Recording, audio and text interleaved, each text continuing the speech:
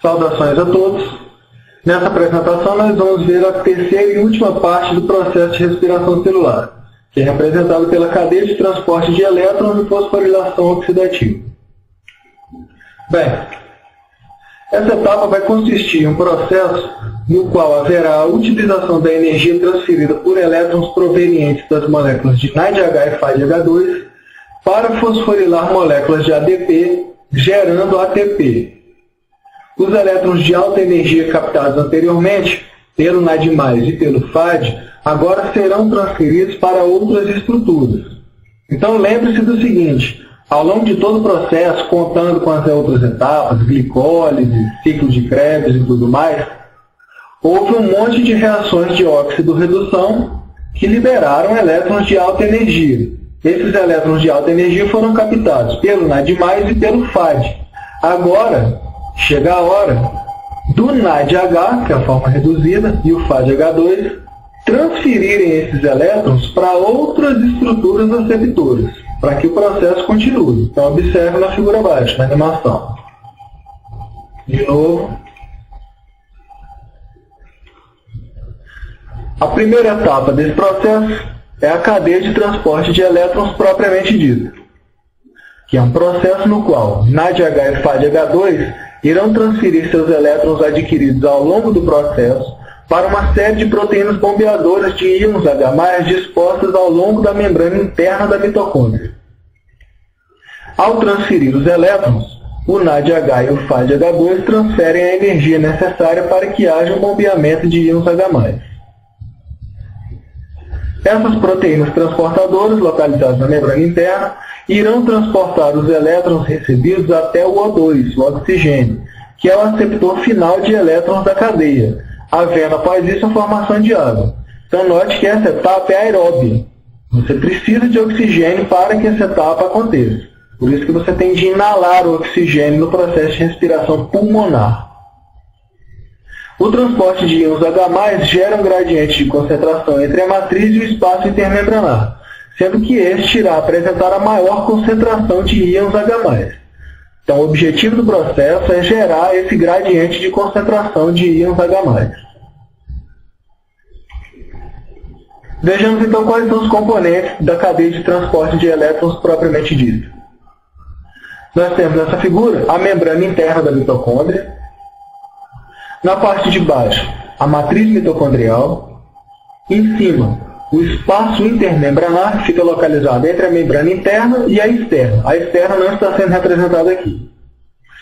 Na membrana interna, nós temos 3 proteínas, 3 bombas de íons H+, que vão bombear íons H+, da matriz mitocondrial para o espaço intermembranar, graças à energia proveniente da transferência de elétrons, como nós já veremos.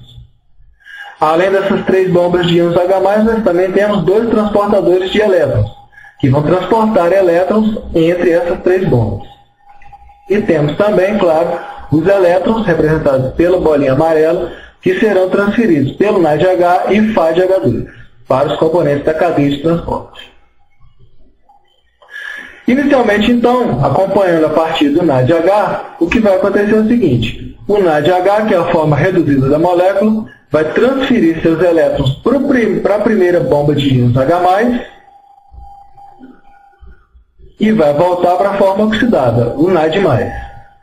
Com a transferência de elétrons, ocorre também a transferência de energia, e essa energia é utilizada pela bomba para bombear íons H+, para o espaço intermembrana.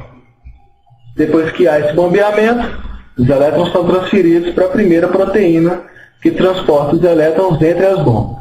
Note o seguinte: o FADH2 não é capaz de doar seus elétrons de alta energia para a primeira bomba de íons H+, o primeiro retângulo rosa ali mais na esquerda. Sendo assim, o FADH2 os transfere para esse primeiro transportador de elétrons, para que ele os leve, os elétrons, para a segunda bomba de íons H+ na cadeia. Então, os elétrons provenientes, transferidos pelo NADH, eles passam pelas 3 bombas de íons H+. Já os elétrons provenientes do FADH2 só vão passar pelas 2 últimas. Por isso que, às vezes, nós podemos encontrar alguns livros dizendo que os elétrons provenientes do FADH2 têm menos energia que aqueles do NADH. Continuando com o processo, então a transferência do elétron para a segunda bomba de íons H+, com a transferência de elétrons, há também a transferência de energia, que é utilizada para bombear íons H+ para o espaço intermembrana. O processo se repete mais uma vez. Transferência de elétrons e transferência de energia. E bombeamento de íons H+ para o espaço intermembranario.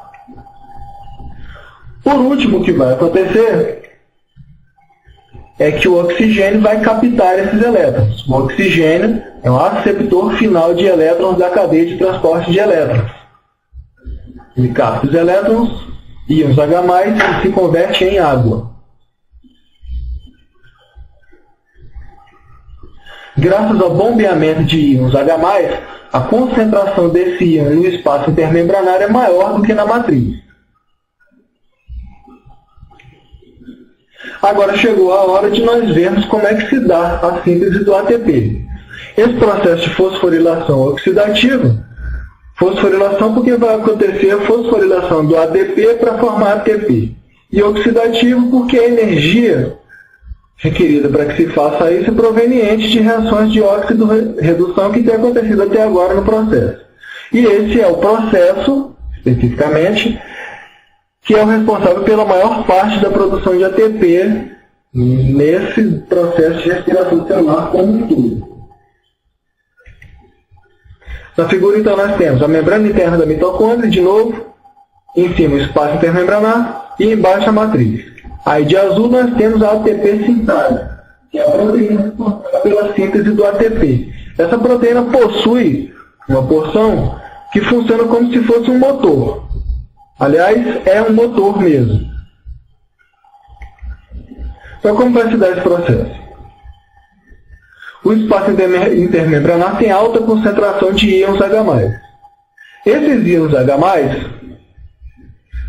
vão passar através da ATP sintase e, graças à energia proveniente dessa passagem, que movimenta o motor, esse motor vai ser capaz de fosforilar o ATP para formar o ATP.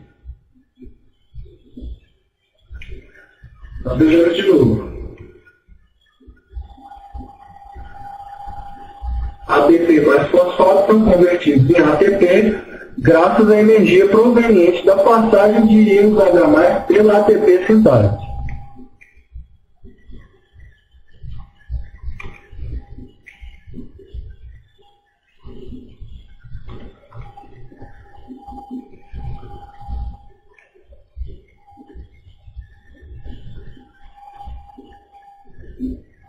No que diz respeito aos rendimentos do processo de respiração celular. Essa última etapa, cadeia de transporte de elétrons e fosforilação oxidativa, por molécula de glicose, vai render 26 moléculas de ATP. O rendimento total do processo de respiração por molécula de glicose, então, vai ser 26 ATPs provenientes do processo de fosforilação oxidativa, 2 ATPs da glicólise, mais 2 ATPs que podem ser obtidos a partir da conversão de GTP, que são provenientes do ciclo de Krebs. Então, somando tudo isso, no final nós vamos ter que o rendimento máximo do processo de respiração celular é de 30 moléculas de ATP por glicose.